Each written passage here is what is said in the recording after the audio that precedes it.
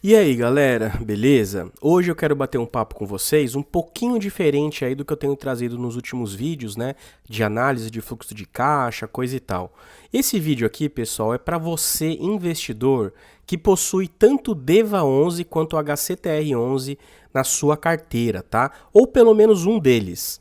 Porque nesse vídeo aqui eu vou expor para você as perspectivas que eu vislumbro, tá? Para esses dois fundos aí, no médio e no longo prazo, tá? Eu sei que nesse momento deve estar pairando muitas dúvidas, muitos questionamentos aí por todos os investidores desses fundos. Foram tantos problemas aí, né? Tantas inadimplências, tantas carências concedidas aí aos devedores. Temos aí o problema do HCTR que não divulgou seu rendimento no seu quinto dia útil, alegando que o estatuto previa essa divulgação até o sétimo dia útil, que é hoje. Tá?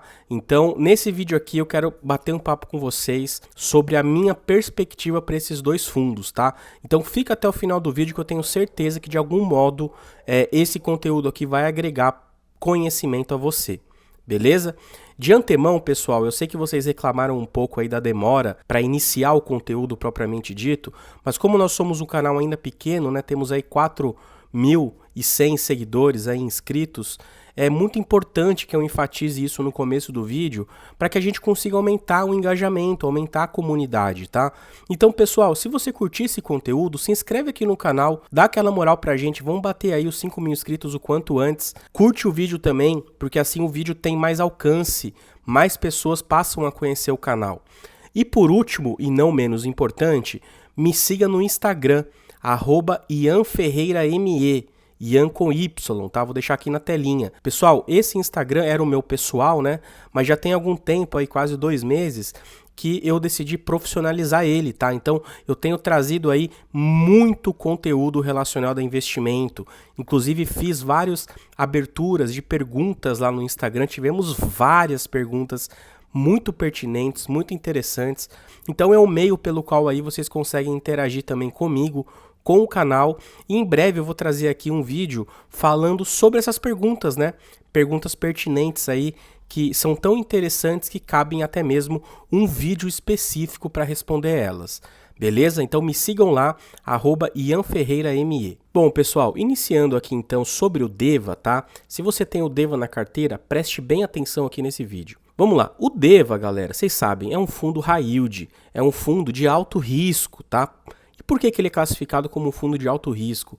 Porque o portfólio de CRIs que ele possui são CRIs que estão expostos a segmentações mais arriscadas. E são elas, né, multipropriedade, loteamento, incorporação vertical e coisa e tal. Essas segmentações são segmentações que tendem a oferecer um risco maior em inadimplência, tá? Junto a isso, nós temos também o cupom, né, o cupom atrelado aí ao indexador, que no caso do DEVA está na casa aí média, né, de 10,5%, 11%. Então veja que para a empresa que assume uma dívida com um CRI, por exemplo, do DEVA, a uma taxa aí de IPCA mais 10%, perceba a dificuldade que essa empresa vai ter em honrar com esses pagamentos, né? E por que uma empresa se submete a operações como essa, né? Pensando pelo lado da empresa.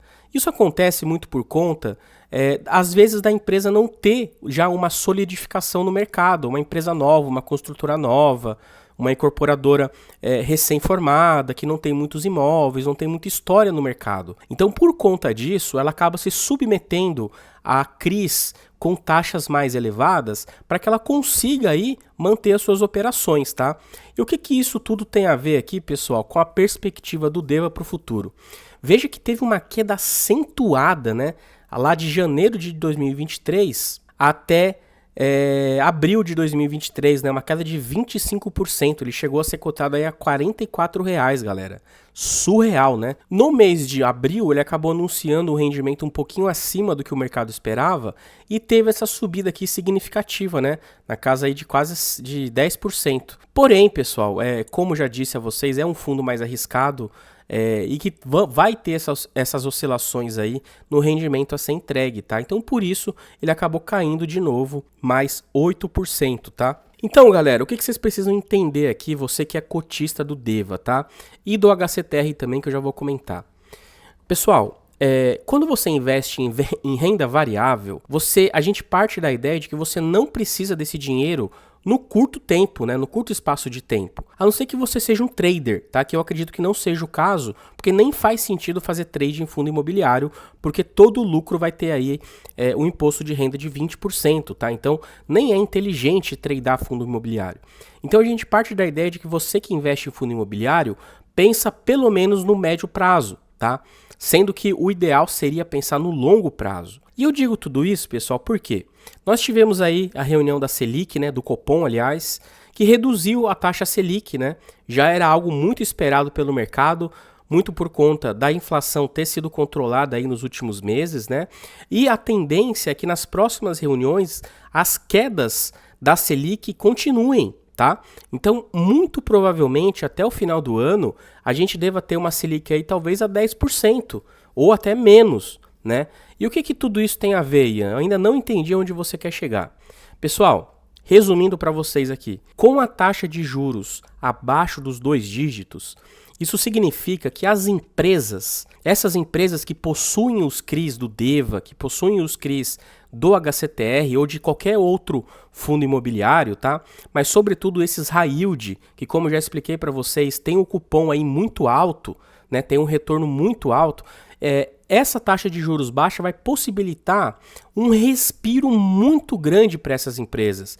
Então a tendência é que essas empresas passem a ter um fluxo de caixa positivo, passem a ter maiores receitas, né? A gente diz que quando a Selic cai, há um estímulo do mercado, não só do mercado imobiliário, mas do mercado em geral, né? E o mercado imobiliário se engloba aí, claro, nesse mercado geral. Então, a expectativa aqui é que no longo prazo, tá? Pelo menos aí no médio prazo, 12, 24 meses, a gente veja já um reflexo da Selic baixa nos resultados desse fundo, tá? Isso porque os waivers que foram concedidos aí para os devedores, né, essa carência de pagamento, já vai se encerrar no final desse ano. E conjuntamente a isso, ainda entra o fato dessas empresas que hoje estão em prazo de carência terem aí um respiro por conta da Selic mais baixa. Então, pessoal, dito tudo isso, o que eu queria mostrar para vocês é o seguinte: entenda, né?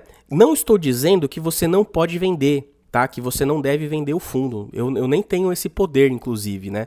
Eu tô aí para me tornar consultor de investimentos, para poder de fato recomendar ativos para vocês, o que não é o caso desse vídeo e de nenhum outro vídeo aqui do canal, né? Mas o que eu quero trazer para vocês é uma análise racional. Então veja, se você não tem a necessidade de utilizar esse dinheiro, né, e a gente parte da ideia de que você realmente não tem, porque quando a gente investe em renda variável, a gente não pode ter a urgência em ter esse retorno, né? Então eu particularmente não vejo sentido em vender suas posições, principalmente você que está com preço médio lá no teto, né, 90, 95, 100 reais. Não faz sentido você se desfazer desses fundos imobiliários, no caso do DEVA e do HCTR, por conta desse problema que eles estão passando agora. Isso não significa que esses problemas são originados por conta do cenário macroeconômico, tá? Na verdade, a gente tem vários indícios, né, várias características aí que mostram que a gestão desses fundos aqui são muito ruins. Né? Aí a gente está falando de relatório gerencial que é mal explicado, de informações dúbias, de informações que faltam no relatório gerencial, de demora na divulgação dos dados. A gente teve recentemente aí a cobrança pública da B3 em relação a esses fundos que não publicaram, não enviaram à B3 o relatório anual referente a 2022. Então veja que são vários problemas que a gestão vem apresentando, tá? Então é importante você separar uma coisa da outra.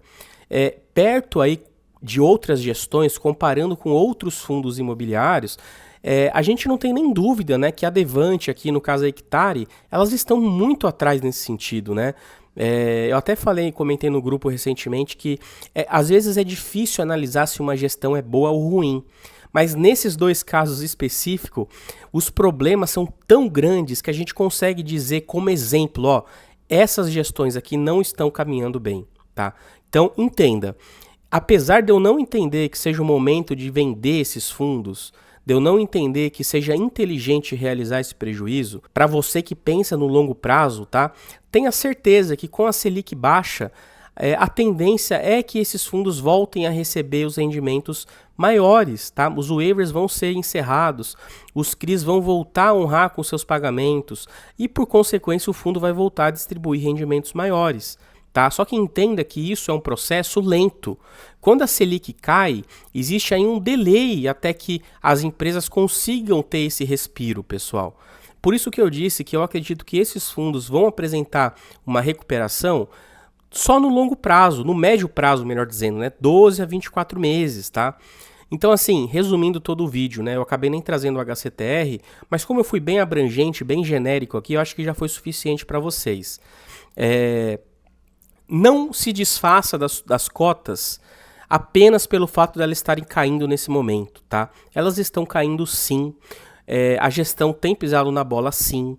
Nós tivemos uma deflação no mês de junho que certamente influenciou no resultado da distribuição agora do mês de julho, né?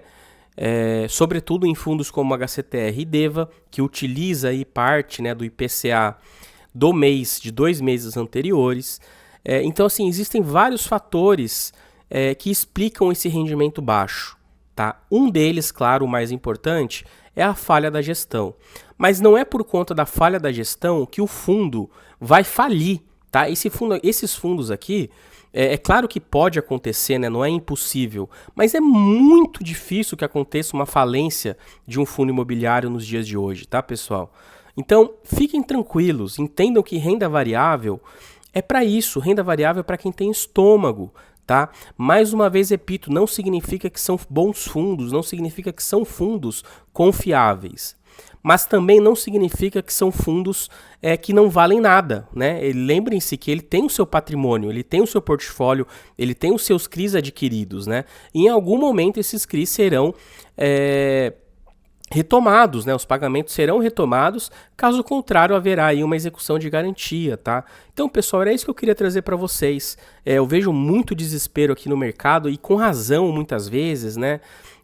O HCTR, sobretudo, pisou muito na bola aí em não divulgar no seu 5º dia útil, alegando que o estatuto previa que seria no 7º dia útil. Mas enfim, né? Eu acho importante trazer isso para acalmar vocês, para trazer esse outro ponto de vista, o ponto de vista do investidor do longo prazo, tá? Se você está pensando em 5, 10 anos, pessoal, a cotação de hoje não tem relevância alguma para você, entende? Se você não pretende se desfazer das suas posições, tanto faz a cotação de hoje. É claro que você não vai aportar mais em fundos com problemas, com crises inadimplentes, com gestoras controversas. É claro que você vai dar preferência aos seus aportes em fundos mais confiáveis, em fundos mais estáveis, em fundos mais bem estruturados. Mas isso não traz necessariamente a obrigação de vender esses fundos no prejuízo. Beleza? Ao menos esse é o meu entendimento. Pessoal, espero que vocês tenham gostado desse conteúdo. Mais uma vez, se inscrevam aí no canal e me sigam lá no Instagram, tá? Tem bastante conteúdo sobre investimento que eu tenho certeza que vocês vão gostar. Beleza? Valeu, galera. Abraço.